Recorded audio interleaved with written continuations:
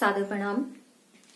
आपके अपने channel इन्फोनी corner में मैं नीरजा चौधरी एक बार फिर आप सभी का स्वागत एवं अभिनंदन करती हूँ। आज का जो टॉपिक हमारा है वो हमारा टॉपिक है रिप्रोडक्टिव हेल्थ से संबंधित, यानी कि जनन स्वास्थ्य से संबंधित। अभी लास्ट टॉपिक यानी कि लास्ट वीडियो तक हमने पढ़ा है कि ह्यूमन रिप्रोडक्शन क्या क्या स्टेजेस होती हैं, किस तरीके से होता है, और वो लास्ट टॉपिक में हमने उस ह्यूमन रिप्रोडक्शन को खत्म किया। उससे पहले हमने प्लांट्स में किस तरीके से रिप्रोडक्शन होता है उसको कंटिन्यू किया था। तो अब उसी चीज को आगे बढ़ा रहे हैं और आज हम बात करेंगे ह्यूमन रिप्रोडक्शन के बाद कि रिप्रोडक्टिव हेल्थ क्या होती है, यानी कि जनन स्वास्थ्य क्या होता है। देखिए, स्वास्थ्य की एक अपनी अलग परिभाषा है, जो कि एक बिंदु बहुत ज्यादा महत्वपूर्ण है कि WHO के अनुसार स्वास्थ्य क्या है। देखिए, WHO मतलब वर्ल्ड हेल्थ ऑर्गेनाइजेशन, यानी कि विश्व स्वास्थ्य संगठन।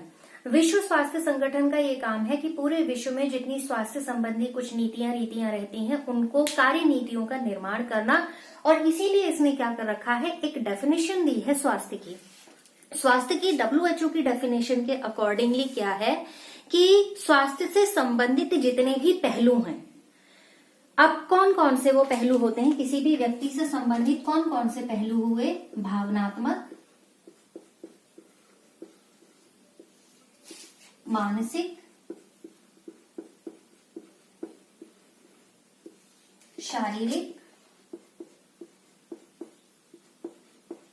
इन सभी पहलुओं से व्यक्ति को अपने आप को स्वस्थ समझना क्या कहा जाता है, स्वास्थ्य कहा जाता है। यानी कि भावनात्मक तरीके से, सामाजिक तरीके से, मानसिक तरीके से और व्यवहारात्मक तरीके से, सामाजिक तरीके से और व्यवहारात्मक तरीके से जो व्यक्ति अपने आप को अच्छा फील करता है या स्वस्थ फील करता है, वही व्यक्ति असल में स्वस्थ है। तो WHO ने इस चीज को यहाँ पर डिक्लेयर किया। तो ये इंपॉर्टेंट है कि WHO स्वास्थ्य को किस तरीके से परिभाषित करता है।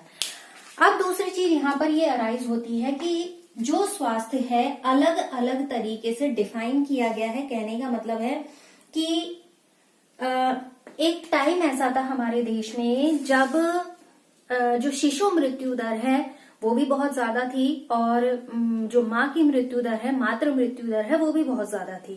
तो धीरे धीरे क्या किया गया, उनसे संबंधित कुछ पॉलिसीज को तैयार किया गया, और जब इन पॉलिसीज को तैयार किया गया तो कुछ अलग अलग बिंदुओं पर चर्चा हुई। जैसे जनन स्वास्थ्य से संबंधित पहले तो ये फाइंड आउट करना था कि समस्या क्या है। ठीक है, मुख्य रूप से जनन स्वास्थ्य से संबंधित समस्या क्या है, सबसे पहला काम था इस चीज को फाइंड आउट करना।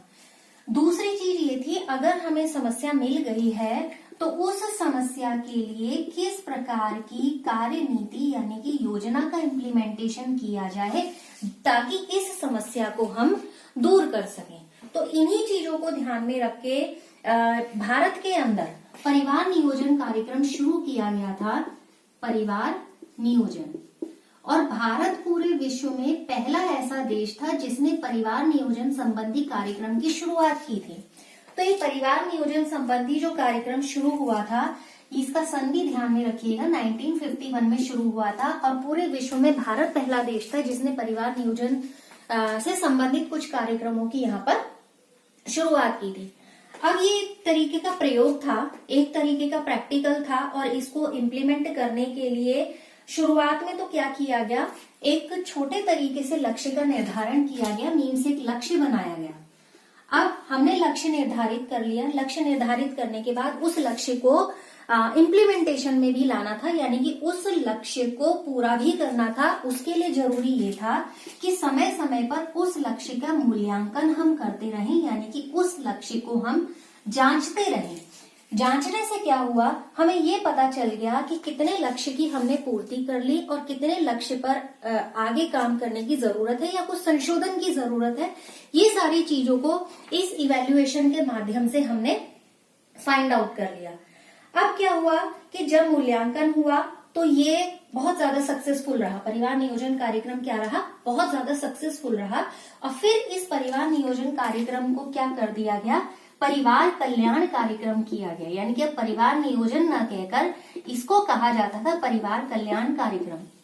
अब जब इसका इवैल्यूएशन हुआ तो बहुत ही अच्छे यानी कि उत्साहजनक यहाँ पर रिजल्ट सामने आए, और धीरे धीरे करके जब पहले जैसे कुछ मान लीजिए 4 बिंदुओं को शामिल किया, फिर धीरे धीरे करके उनमें बिंदुओं को बढ़ाते चले गए, यानी कि इसको बहुत बड़े लेवल पे, बहुत व्यापक स्तर पर इसको शुरू करते चले गए। अब वर्तमान में इसको कैसे जाना जाता है? जनन एवं बाल स्वास्थ्य सेवा कार्यक्रम। कैसे जाना जाता है? जनन एवं बाल सेवा स्वास्थ्य कार्यक्रम। ठीक है, अब कहाँ परिवार नियोजन, फिर परिवार कल्याण और जनन एवं बाल सेवा स्वास्थ्य कार्यक्रम। अब देखिए क्या हुआ कि इस कार्यक्रम का उद्देश्य क्या रहा होगा। कार्यक्रम का उद्देश्य ये था कि रिप्रोडक्टिवली यानी कि जननात्मक तरीके से एक ऐसे समाज का निर्माण करना जो पूरे तरीके से स्वस्थ हो, क्योंकि टॉपिक ही ये है जनन स्वास्थ्य यानी कि रिप्रोडक्टिव हेल्थ। एक ऐसे समाज का तैयार करना कि जो पूरे तरीके से रिप्रोडक्टिवली हेल्दी हो। ठीक है, अब क्या हुआ, इसके लिए बाद में फिर कार्यक्रमों को देखिए, जब योजनाओं को आगे बढ़ाना होता है तो एक मनुष्य की टेंडेंसी होती है, जब तक उसमें उसको कोई लाभ दिखाई नहीं देता तब तक उस चीज को वो फॉलो नहीं करता। तो यहाँ पर भी सरकार ने क्या किया, कुछ जब कार्यक्रम का इम्प्लीमेंटेशन किया गया तो कुछ लोगों को प्रोत्साहित करने का, लोगों को लालच देने का ये काम उन्होंने करना शुरू कर दिया। जैसे बहुत सारी सुविधाएं देना शुरू कर दिया कि मान लीजिए जिनकी फैमिली छोटी है, 2 बच्चे हैं, तो उनको फलानी सुविधा दी जाएगी। जैसे सरकारी नौकरी में जो लोग होते हैं उनको कुछ अलग तरीके से सुविधा दी जाती है उसके लिए। तो सरकार ने क्या किया, इस कार्यक्रम को सफल बनाने के लिए, और लोगों का इन्वॉल्वमेंट जरूरी था, तो लोगों को एक तरीके का लालच देना शुरू कर दिया। अब क्या हुआ, हम अगर कोई कार्यक्रम ला रहे हैं और वो कार्यक्रम यदि लोगों तक नहीं पहुंच रहा है तो कार्यक्रम आधा तो वहीं फेल हो गया। उस कार्यक्रम को सफल बनाने के लिए सरकार ने यूज किया टीवी का, यानी कि ऑडियो विजुअल एड का। Audio visual aid means TV के माध्यम से, क्योंकि टीवी लगभग सभी लोग देखते ही हैं, तो टीवी के माध्यम से सरकार ने इस चीज का प्रचार प्रसार करने की कोशिश की। कई बार ऑडियोज आए, जैसे कई बार अनाउंसमेंट्स होते हैं, तो उनके माध्यम से लोगों को जागरूक करने का और इससे संबंधित सेवाओं से अवगत कराने का काम किया। दूसरा सरकार ने क्या काम किया कि अखबारों के माध्यम से, जैसे अखबारों के माध्यम से विज्ञापन दिए या छोटे छोटे पैम्फलेट्स बनवाए, उनको डिस्ट्रीब्यूट करवाया, जगह जगह पोस्टर्स लगवाए, और जो जनन स्वास्थ्य संबंधी सूचनाएं हैं या उनसे संबंधित जो भी जानकारियां हैं उनको वहां तक पहुंचाया गया। साथ ही क्या किया गया कि जैसे दुकानों को ऐसे निर्देश दे दिए गए थे कि वो इनसे संबंधित महत्वपूर्ण जानकारियों को अपनी शॉप्स पर या अपने काउंटर्स पर फ्लैश करें, जिससे जो भी व्यक्ति आए और वो इससे संबंधित जानकारी वहां पर जुटा सके। फिर क्या हुआ कि जो अब अगर वर्तमान से ही जोड़ ले, अगर हम इसके मान लीजिए, अब क्या किया गया है, यौन शिक्षा को धीरे धीरे करके शामिल किया जा रहा है बच्चों के कोर्स में, यानी कि बुक्स में उसको शामिल किया जा रहा है, जिससे कि एक जब किशोरावस्था होती है उस अवस्था में चूंकि हार्मोनल चेंज होते हैं, हमने पढ़ा अभी, तो वो हार्मोनल चेंज जो होते हैं कई बार उसमें बड़ी अजीब सी विकृत ग्रंथियां बन जाती हैं चीजों को लेकर। तो इसलिए एक लिमिटेशन में सरकार क्या कर रही है, किताबों में उस चीज को शामिल करने के लिए प्रयासरत, प्रयास जारी भी है, हो भी रहा है कुछ जगह। फिर क्या किया गया कि सरकार ने योजनाओं का लाभ लेने को पहुंचाने के लिए नुक्कड़ नाटकों का प्रयोग किया, और किसका प्रयोग किया, नाटक टाइप का, नुक्कड़ नाटक के साथ नाटक टाइप का प्रयोग किया, मीन्स रंगमंच का प्रयोग किया, जिसके माध्यम से सूचनाएं आगे तक पहुंचाई जा सके। कुछ विशेष संस्थानों में ये हेल्प कर सके, इसके लिए सरकार ने क्या किया, एनजीओज को हायर किया, जो गैर सरकारी संगठन है या सरकारी संगठन है, दोनों को उसने हायर किया इस कार्यक्रम को आगे बढ़ाने के लिए। अब इस कार्यक्रम के माध्यम से लोगों को क्या सिखाया गया? कार्यक्रम तो ये रहा, लेकिन इस कार्यक्रम के माध्यम से लोगों ने क्या सीखा? लोगों ने स्वास्थ्य के प्रति जागरूकता सीखी। कई बार कुछ चीजें बड़ी ग्रंथियां सी बन जाती हैं, गलत तरीके से, विकृत तरीके से दिमाग में बैठ जाती हैं, तो उससे संबंधित जो अवधारणाएं हैं, यानी कि यौन शिक्षा से संबंधित जो अवधारणाएं हैं, उन अवधारणाओं से मुक्ति मिली। ठीक है, जो एक गलत तरीके का कंसेप्ट बना हुआ है, उन अवधारणाओं से क्या हुआ? मुक्ति मिली, यानी कि वो अवधारणाएं कहीं ना कहीं टूटी। साथ ही साथ सेफ तरीके से जो भी रिप्रोडक्शन है उसको प्रमोट करने का काम किया गया, यानी कि सुरक्षित रिप्रोडक्शन को प्रमोट करने का यहाँ पर काम किया गया, और लोग उस सुरक्षित रिप्रोडक्शन के, सेफ रिप्रोडक्शन की पूरी प्रोसेस के बारे में जान पाए। लोगों ने ये समझा कि जब कोई शिशु का जन्म होता है तो उस समय उसके लिए क्या चीज पोषक है और कितनी मात्रा में होना चाहिए, और उस समय शिशु को कैसा पोषण मिलना चाहिए। लोगों को ये जानकारी हुई कि जो भी दवाइयां या वैक्सीन हैं, उन दवाइयों या वैक्सीन का क्या प्रभाव है। साथ ही लोगों को ये जानकारी हुई कि जब कोई लेडी प्रेग्नेंट होती है, यानी कि स्त्री गर्भवती होती है, तो गर्भवती स्त्री के लिए या उस महिला के लिए या माँ के लिए क्या चाहिए, किस तरीके का पोषण चाहिए, कितनी मात्रा में पोषण चाहिए, सरकार ने ये सुनिश्चित करने का काम किया। फिर सरकार ने क्या काम किया कि लोगों को जैसे फीडिंग है, यानी कि स्तनपान है, स्तनपान का क्या महत्व है, दोनों के स्तर से उस स्तनपान का माँ के लिए क्या महत्व है और उस स्तनपान का शिशु के लिए क्या महत्व है, और स्तनपान कितने समय तक कराया जाना लाभकारी है। ठीक है, बहुत सारी जानकारियां हैं जो इससे रिलेटेड लोगों को मिली और लोगों ने उस चीज को प्रमोट करने की, एक्सेप्ट करने की कोशिश की। अब धीरे धीरे क्या होता है कि अगर आज वाली पीढ़ी से कंपेयर करें और जस्ट बिफोर जो भी अपने से पहले वाली पीढ़ी की बात करें, उससे पहले वाली पीढ़ी की बात करें, तो इस रिलेटेड जो जानकारियां हैं आज वाली पीढ़ी के पास ज्यादा है, सुरक्षित है, सटीक है और बिना किसी कंफ्लिक्ट के हैं, मीन से गलत ग्रंथि के हैं। ठीक है, तो अधिकांश जानकारियां सही तरीके से नेक्स्ट जेनरेशन में जा रही हैं। अब देखिए क्या था, जब ये कार्यक्रम शुरू किया गया, एक उद्देश्य निर्धारित ये किया गया था कि जिससे शिशु जन्म दर नियंत्रित हो। पहली चीज, शिशु के जन्म के समय जो मां की मृत्यु हो रही थी वो भी नियंत्रित हो। ठीक है, क्योंकि उद्देश्य ये था कि जनसंख्या को कंट्रोल करना है। लेकिन धीरे धीरे जैसे जैसे ये कार्यक्रम आगे बढ़ता चला गया, इसके रिजल्ट्स आते चले गए, और जो कि बहुत ही उत्साहजनक रिजल्ट थे। उसके बाद इसके उद्देश्यों को में थोड़ा सा परिवर्तन किया गया। परिवर्तन ये किया गया कि जो हम यहाँ बर्थ है उसका एक लिमिटेशन रखने की कोशिश करें। बहुत प्रचार प्रसार हुआ इन चीजों का भी।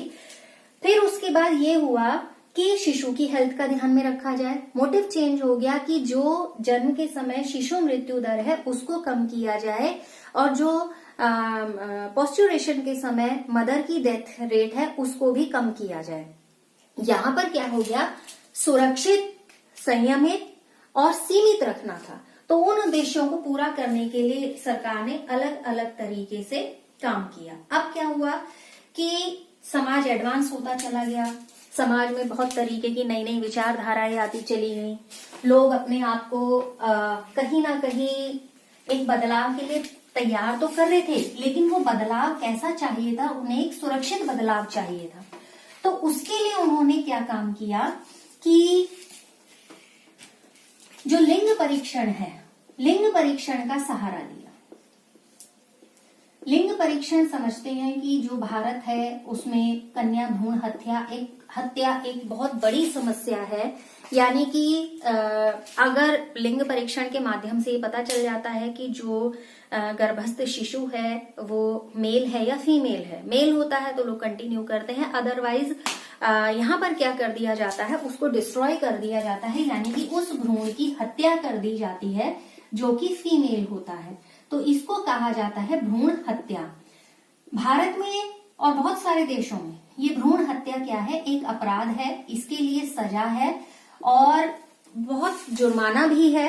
तो सजा के प्रावधान सरकार ने इस भ्रूण हत्या को रोकने के लिए निर्धारित किए, क्योंकि भ्रूण हत्या से क्या हो रहा था, जो एक रेशियो आना है, यानी जो मेल और फीमेल का रेशियो है, वो रेशियो कहीं ना कहीं गड़बड़ा रहा था।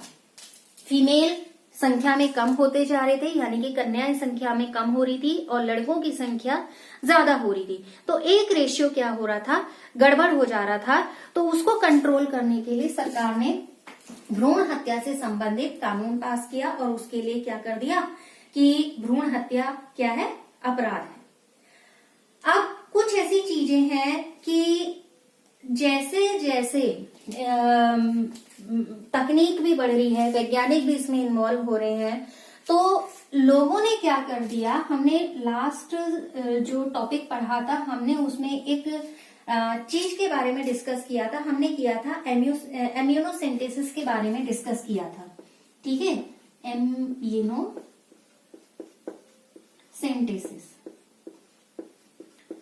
ध्यान आ रहा होगा आपको।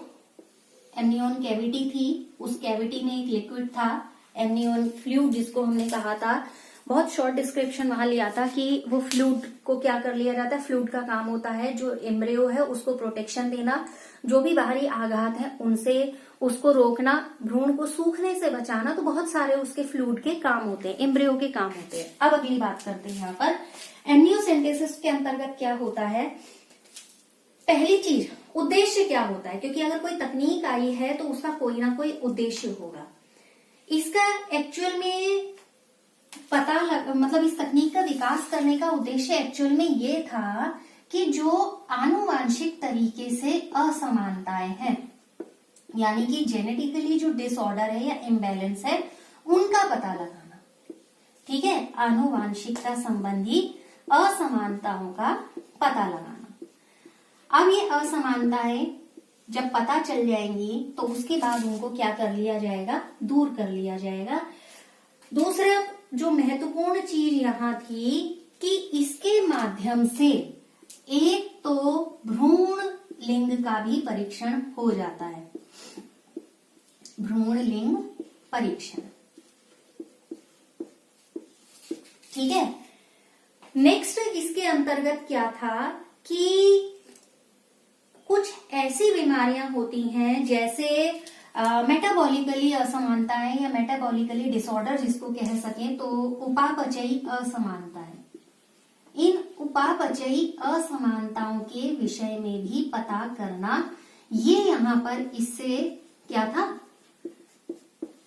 बनाने का, तकनीक को लाने का उद्देश्य था कि जिससे कि शिशु का जब जन्म हो तो वो पूरे तरीके से स्वस्थ हो, उसके जन्म से पूर्व ही उसकी शारीरिक जो समस्याएं हैं उन समस्याओं को दूर किया जा सके, ठीक है।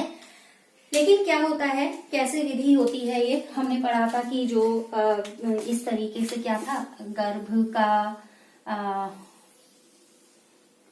ये है, और यहाँ ऐसे पढ़ा था हमने कुछ, मैं रफली बना रही हूँ, सपोज ये क्या है, वो है भ्रूण है, और यहाँ पर हमने पढ़ा था ये लिक्विड है, ठीक है। पहले क्या किया जाता है, इसी लिक्विड की बात कर रहे हैं हम, यहाँ से इस लिक्विड को क्या कर लिया जाता है, सिरिंज के माध्यम से ले लिया जाता है। लेकिन उससे पहले एम्ब्रियो की क्या स्टेज है, एम्ब्रियो को किसी तरीके का कोई नुकसान ना हो, वो किस पोजीशन में है, उसका पता लगाने के बाद बहुत ही सेफ तरीके से सिरिंज के माध्यम से यहाँ से फ्लूइड को कलेक्ट कर लिया जाता है, लिक्विड को कलेक्ट कर लिया जाता है। जब लिक्विड को कलेक्ट किया जाता है तो इसका अपकेंद्रीकरण किया जाता है, मीन्स सेंट्रीफ्यूगेशन किया जाता है। इससे क्या होती है, सेल्स नीचे बैठ जाती हैं, फिर स्टेनिंग होती है, माइक्रोस्कोप से चेक किया जाता है, और उसके बाद किसी तरीके का कोई विकार है तो उस विकार के बारे में जाना जाता है, उस विकार को दूर करने के लिए उपाय किए जाते हैं। क्योंकि अब हमें इसी अवस्था में बीमारी पता चल गई है, तो हम यहाँ पर प्रयोग करके, दवाओं का प्रयोग करके इस बीमारी को दूर कर सकते हैं, ताकि शिशु का जब जन्म हो तो वो स्वस्थ शिशु हो। ठीक है।